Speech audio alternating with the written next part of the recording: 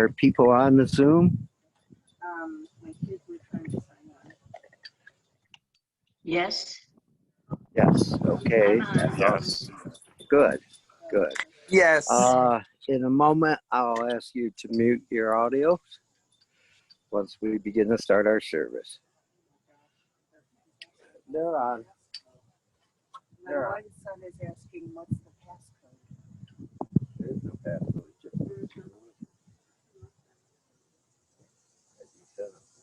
Yeah, I sent him the link from. Right. It should go right in. Does he have to install it first? She doesn't have to.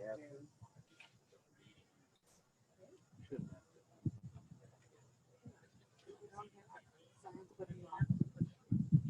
Oh, never mind, we got it. to. Got it. Okay. This is my son who's getting his PhD in theoretical physics. All people, he should be figuring this out. It's a whole new world. Let's be honest.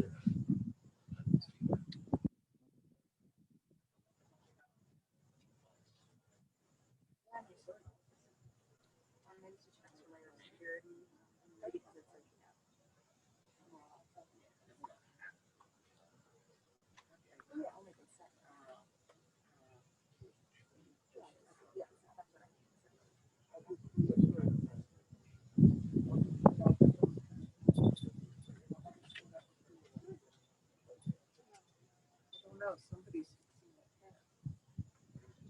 fixing it. Water rubber. Oh, well,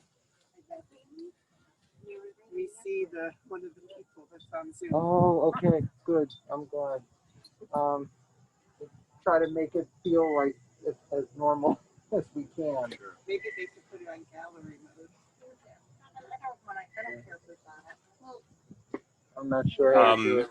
If you go to gallery view and then right click on the Berkowitz-Kumin-Bookatz Memorial Chapel, click pin video, that will make it the primary video. Aaron wants to be part of this. There he is. Okay.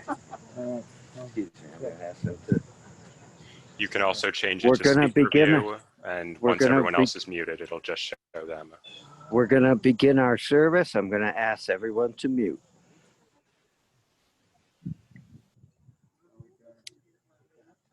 Okay. I'm gonna invite, sorry? He's coming over, okay. So we'll just have them wait for a second until they sit down, but the three of you could stand.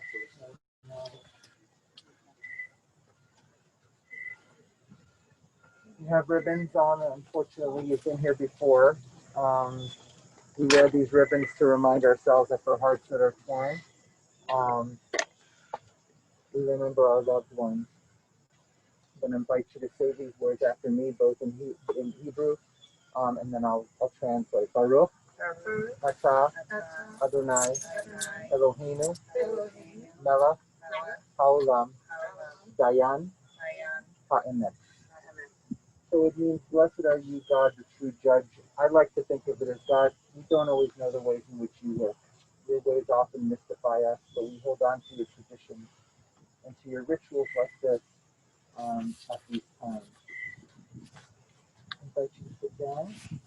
One moment, please. If I can ask you to step out, we're going to lower the casket Oh, yes, first. they're going to need some room to do that. So come on out, and then we'll also, it's okay. And we'll also tear the ribbon while we're at it. You can do it yourself, tearing, or I can help you. Yes, on the bottom. Yep, exactly. Sorry to move you, but It's okay. I just don't want to. It's okay. Tight quarters.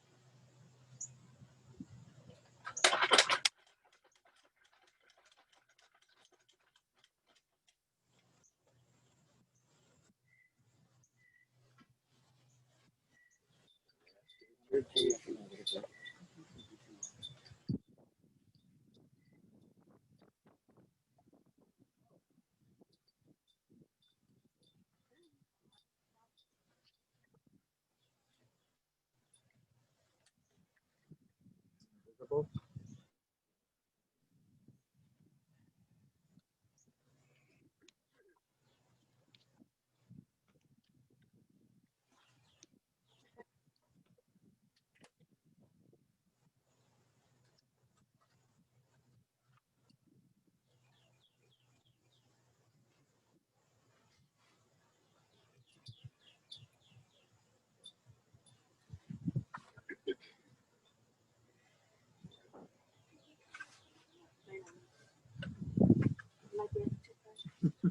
How's that?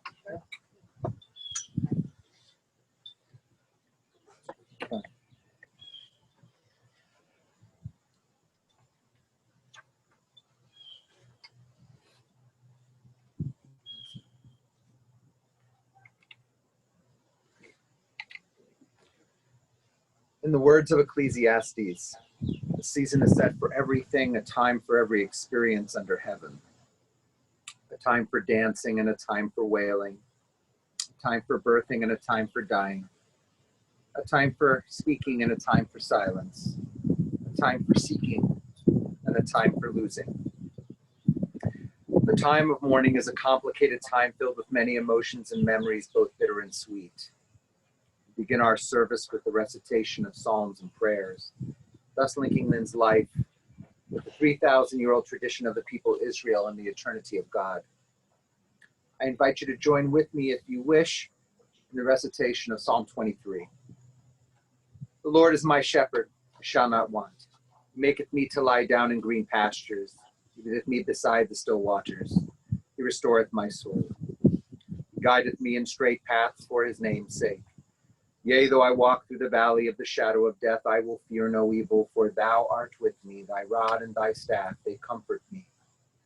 Thou preparest the table before me in the presence of mine enemies. Thou hast anointed my head with oil, my cup runneth over. Surely goodness and mercy shall follow me all the days of my life, and I shall dwell in the house of the Lord forever.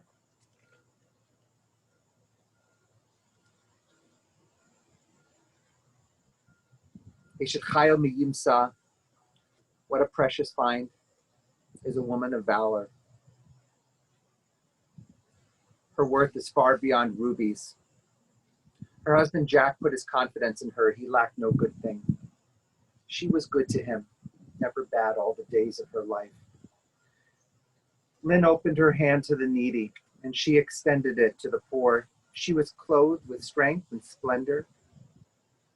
She always looked to the future cheerfully. She opened her mouth with wisdom. Her tongue was guided by kindness. She oversaw the activities of her household.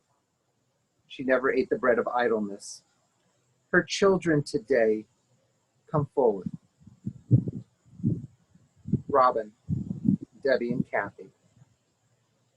And they bless her.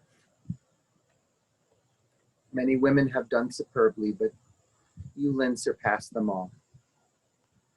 Charm is deceitful and beauty is vain. But a God-revering woman is much to be praised. Extol her for the fruit of her hand. Wherever people gather, her deeds speak her praise. I know Robin would like to share some words on behalf of the family about her mom.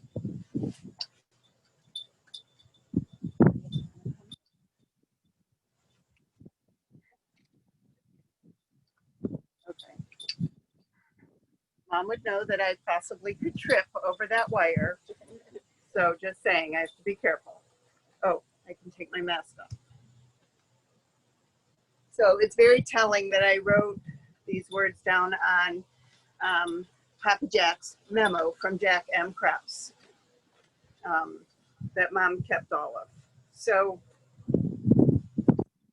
our mom was known by many different names to many different people in her life. On her birth certificate, it said Ethelyn, L-Y-N-N-E, that I did not know until this week when I found her birth certificate. And then I think when she went to kindergarten, Mimi wanted to make it easier for her, so she changed it to Ethelyn, which was not really easy.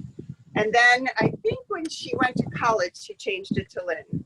But she was also known as the Cisco Kid and Chico in physical therapy school, and Baba to her wonderful 9 grandchildren.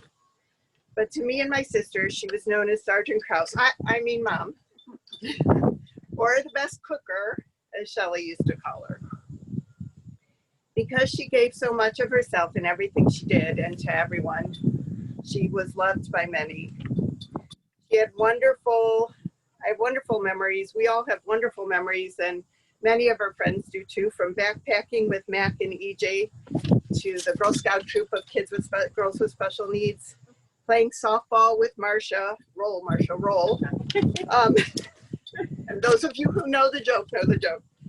Yes Group, Muscular Dystrophy Camp, Couples Club, Jitterbugging with Jimmy Yazanow, or Us, She Made Us Do in the living room, traveling with her, one of her best friends, Ruthie, and helping her friends whenever they needed her, whatever they needed. She set a great example for all of us. She always pushed us to be our bests.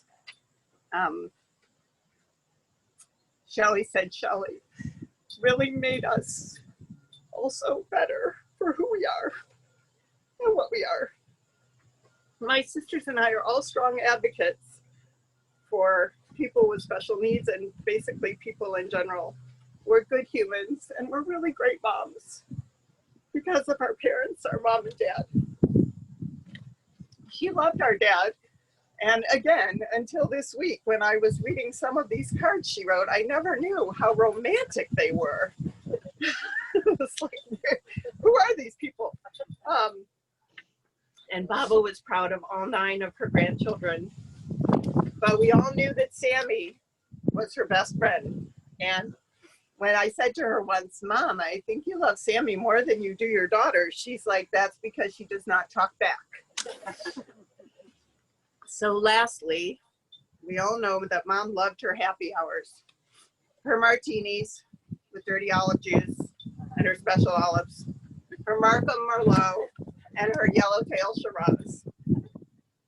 On one of her last days, she opened her eyes and Kathy, Debbie, and I were all with her, and she said, whispered really softly, because that's all she could muster was, why? And I said, what, Mom? Why what? And she said, why? And I said, what, Mom, what? And she said, wine. And so we gave her a little Merlot on her lips, and she closed her eyes and smiled. So Mom, though happy hour will never be the same without you, you will forever be in our hearts with all of the love you gave to us. Thank you. We love you.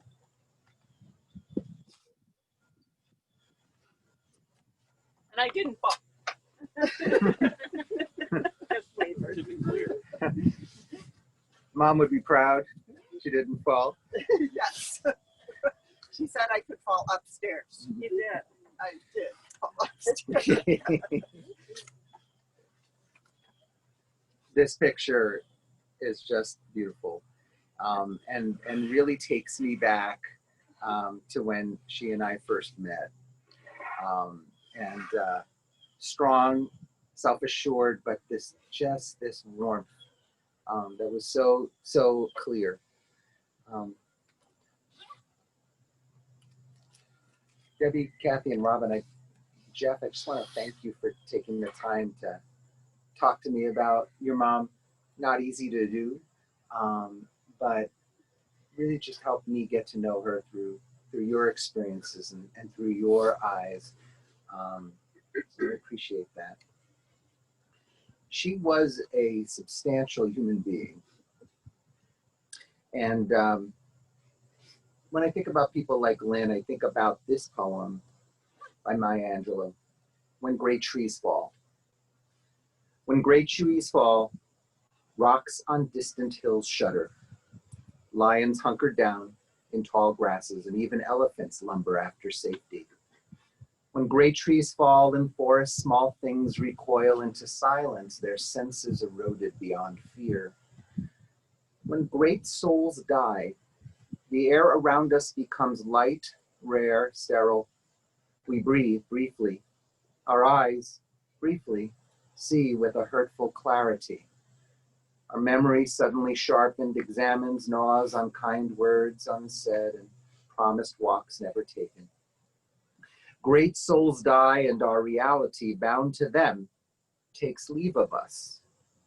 Our souls, dependent upon their nurture, now shrink, wizened. Our minds, formed and informed by their radiance, fall away. We are not so much maddened as reduced to the unutterable ignorance of dark, cold caves. And when great souls die, after a period, peace blooms, slowly and always irregularly. Spaces fill with a kind of soothing electric vibration. Our senses restored, never to be the same. They whisper to us. They existed. They existed. We can be and be better, for they existed.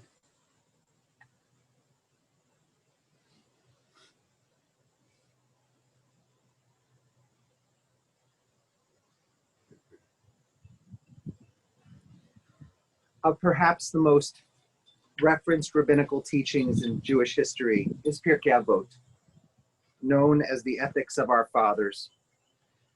This invaluable collection of Jewish maxims and aphorisms, they have timeless relevance, even 2,000 years after they were composed.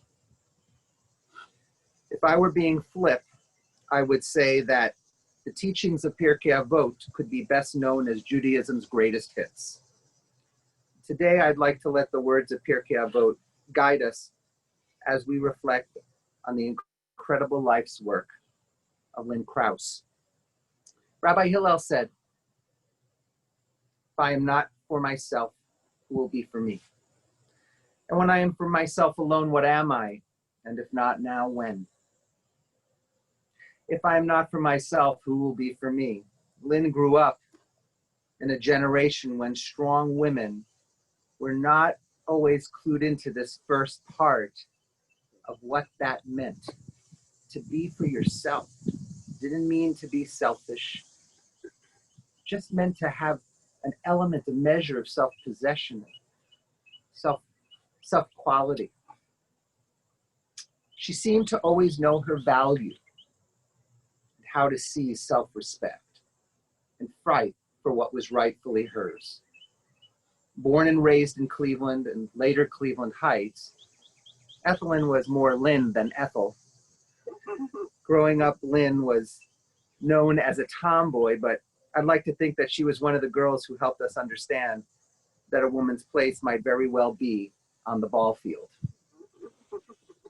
She was the kind of person who knew long ago that she wanted to be buried in t-shirt, jeans, and tennis shoes. Indeed, Lynn always had a sense of self. She told it like it was. She had rules. Known to her close ones as Sergeant Krause, there would be no feet on the couch unless, of course, yes, her dog Sammy decided to park there. Truth be told, Sammy was a source of incredible love and support after Jack had died. Sammy even got extra treats at her daily happy hour gatherings at the condo, right? The Jack M. Krause patio. CPA was in there too. Those special times featured her signature drink, that dirty martini with the olives. Yes, she loved them so much that she'd bring olives and the juice to the restaurants as a supplement to the drinks that she ordered. And even when she visited Jack in hospice, she would bring along the martini. They had 52 years of marriage. And when I sat with Lynn and the girls to prepare for Jack's funeral almost 11 years ago, Lynn shared how the two had met on a blind date. Her first impression? Jack was tall, nice, and shy. Lynn would disclose to the girls, however, that she was initially looking for a guy who was athletic, a dancer, and tall. She got one out of the three, she would say. She had her hobbies, tennis, golf, and going to those Browns games with Jack. She played softball as a mom, often getting tossed from games because she used far too colorful language around the umpires. The way she would toss the football around challenged what kids thought a mother could do. Doesn't everyone's mother or grandmother throw a football like that? She did not need to be reliant on anyone, serving as the family seamstress, interior designer, home contractor, plumber, mechanic. There's more and more and more. And certainly the cook, known for her spaghetti and meatballs, her flourless torte, the incomparable matzo ball soup, and especially when the girls could ask for the dinner of their choice, even if it was prime rib. Lynn loved cooking for holiday meals, Thanksgiving, Passover, the high holy days. She loved reading novels, James Patterson, current events, consumer reports, etc. She practiced self-care, strong, tough, confident, with a deep well of goodness, warmth, and heart that you could not deny.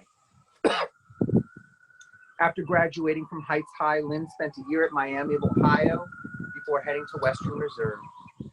She became a physical therapist, a role that requires a person to be both encouraging, passionate, but also tough. Coach. Perfect.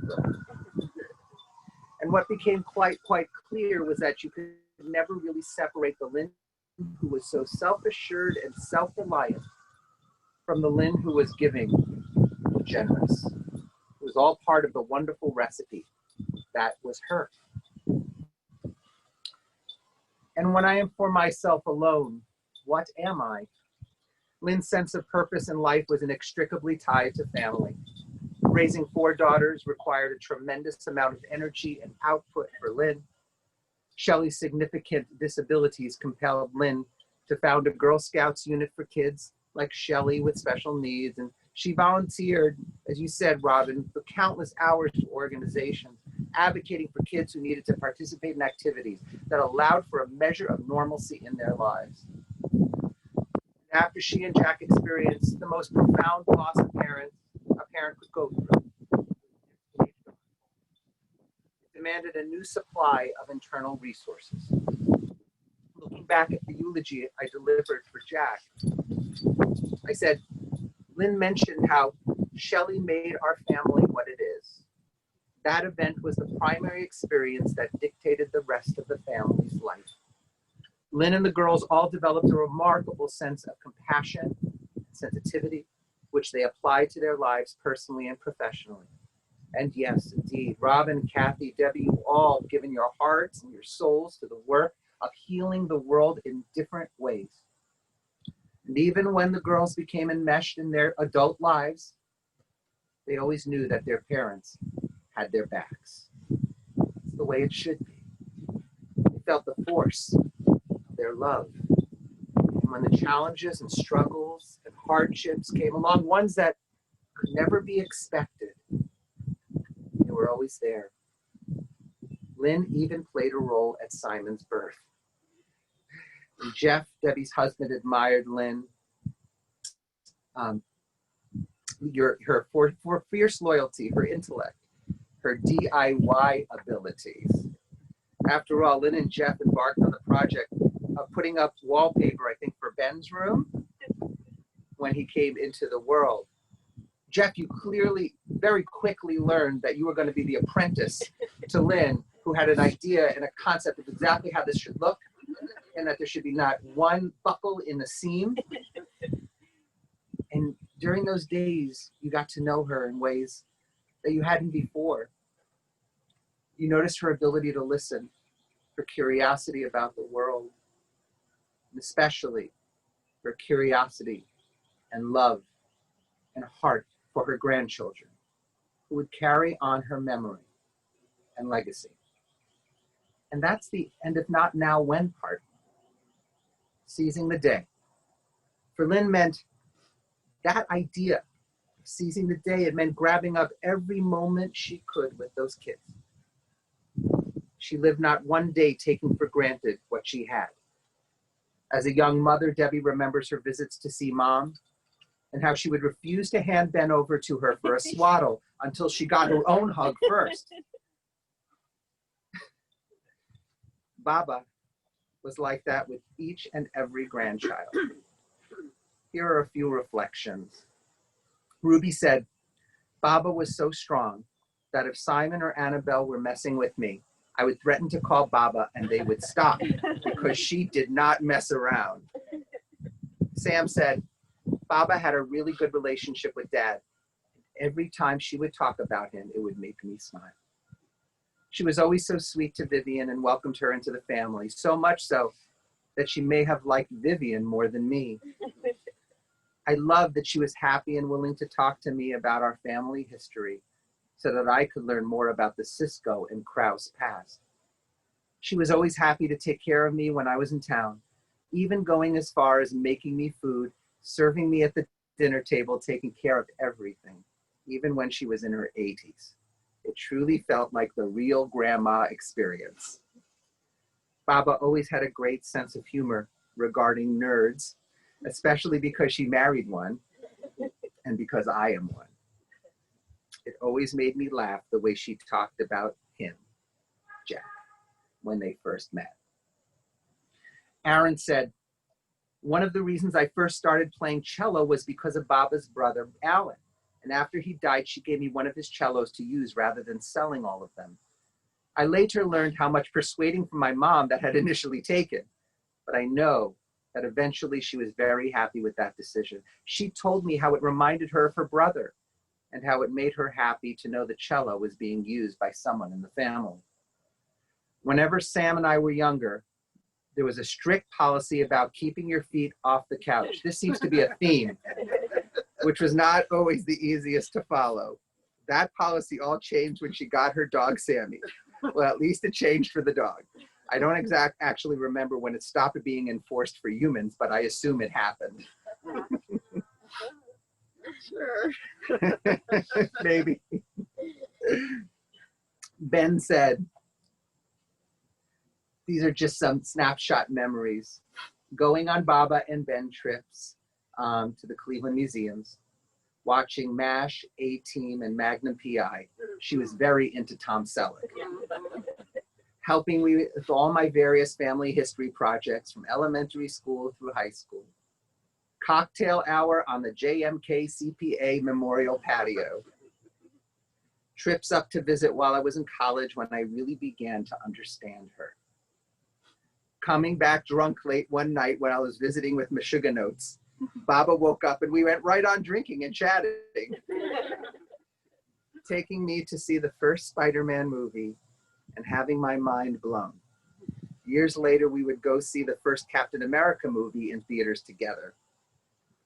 Driving around in the Volvo, it's the hardtop, right, with the top down. Shabbat dinners at Beachmont, and her saying, "Are you a rabbi yet?" If I'm not for myself, who will be for me?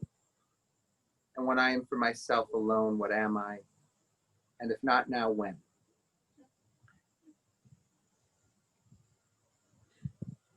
Isn't that the essence of living a good and full life? Lynn really did leave out everything out there on the playing field of life. I'd like to take a moment and let us pause in silent prayer as we remember Lynn, the impact she made on each and every person who had the privilege of knowing her. Zichronah livracha. May her memory be an enduring blessing. And let us say, Amen.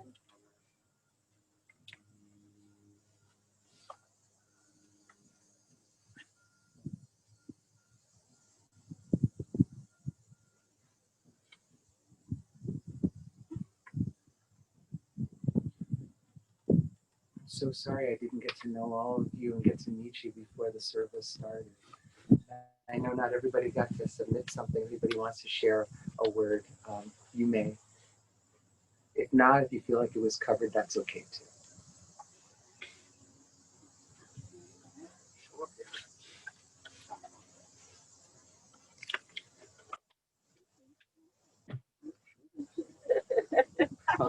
You are Robin's Yeah. nephew. Unlike Robin, unlike my aunt, I did trip up the little cord right there, but You want to take off the mask? okay, mascot. So the one small memory, and it's not really that small, but the main thing that sticks with me for my memory with Baba is I unfortunately didn't have as much time with her as my older siblings or my older cousins. But when I was in high school playing soccer, I was one of the only grandchildren to carry on carry the athletic torch for her, I guess, of sorts. So, she always enjoyed coming to my games whenever she could. But I remember when she called me on the phone after she had read an article about how headers are like ruining people's minds or whatever, and how they've banned headers for children under 13 around the U.S. and how I needed to stop heading the ball. Like, whatever I do, no more heading the ball, Joshua.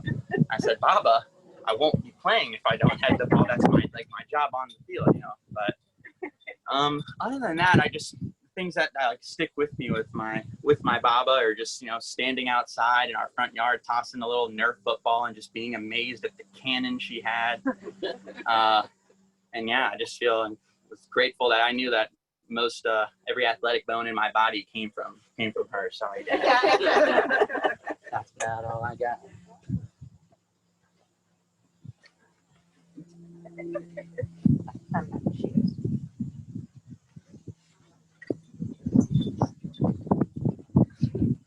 So I didn't really have anything prepared, but I want to say that this past year that I got to spend with her was the best year of my life. I miss sitting down on her couch with her and her in her chair watching HGTV and judging all of the designs and saying what we would change.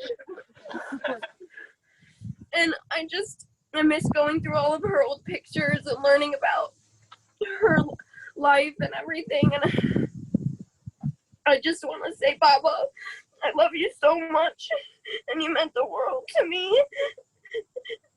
And I hope you're happy now.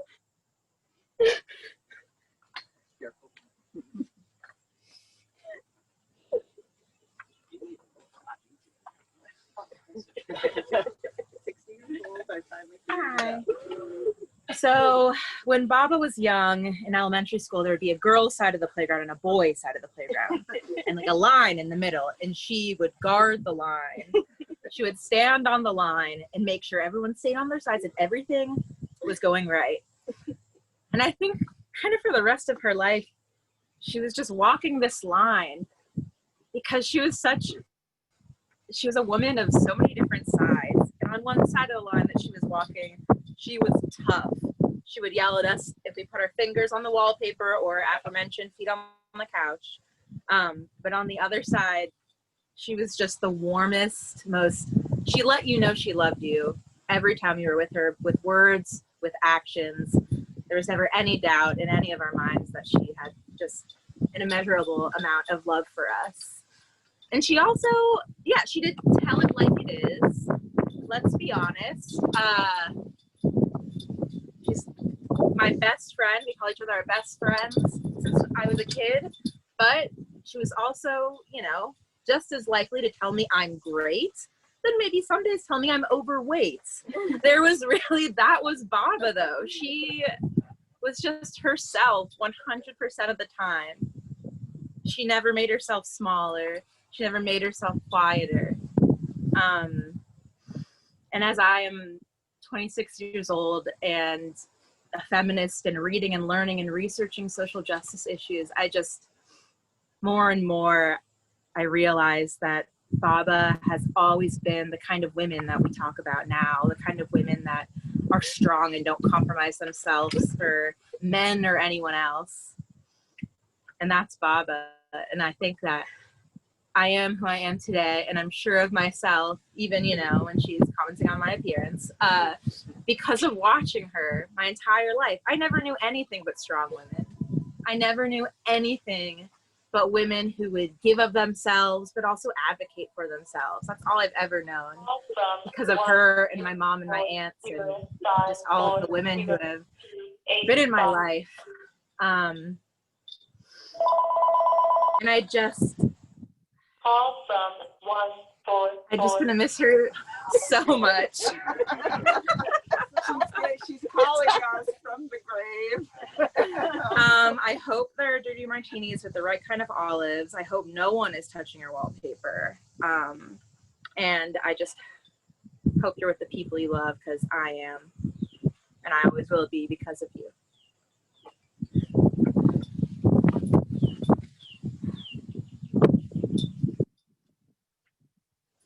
Thank you.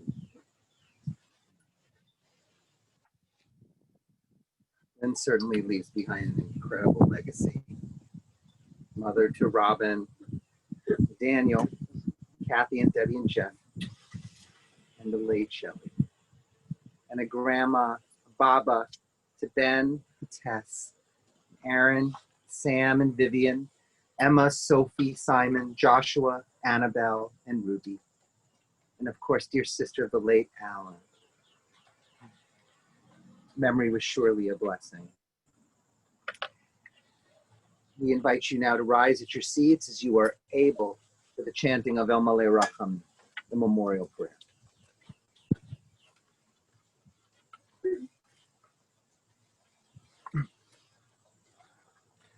El Malei Rachamim, Shochein Bamromim, Amsei Menucha Nechuna Tachat Kanfei HaShechina, Be'malot Kedoshim Utorim, Kezohar Rakia Mazirim, Et Nishmat Chava Bat Avraham V'Masha, Shalacha Le'olama, Began Eden Tehei Menuchata, Ana Balarachamim, Hastireha, Beseter Kenafecha Leolamim, Utror Bitror Achaim et Nishmato, Adonai Unachalato Ta, Vetanuach Beshalom al Mishkava, Venomar. Amen. Exalted, compassionate God, grant infinite rest in your sheltering presence among the holy and the pure. To the soul of Ethelyn Krause, who has gone to her eternal home. Merciful one, we ask that our loved one find perfect peace in your eternal embrace. May her soul be bound up in the bond of life. May she rest in peace, and let us say, Amen. It is tradition for the most immediate mourners to say Kaddish. So that would be the three of you. I will read with you. Anybody else would like to join can, but it is the mitzvah, the sacred commandment, to do that together. So you have it in your hands. Read together. Yitkadal v'yitkadash shemei rabbah. Be'alma divrach yiritei v'yamlich malchutei. B'chayechon uvyomechon uvchaye dechol beit Yisrael. V'agalau v'zman kariv v'imru. Yehei shmei rabbah mevorach le'olam alomeo maya. Yitbarach v'yishtabach v'yitpa'ar v'yitromam v'yitnaseh. V'yitadar v'yitalev v'yitalal shemei dekudesha. Richu. Le'ela min kol birchata v'shirata. Tushbechata v'nechemata. Damiran ve'alma v'imru. Yehei shalom rabba min shemaya. V'chayim aleinu ve'al kol Yisrael v'imru. Oseh shalom v'mromam. Huya aseh shalom. Aleinu ve'al kol Yisrael v'imru. May the source of peace and peace to all who mourn, comfort to all who are bereaved, and we say together, Amen.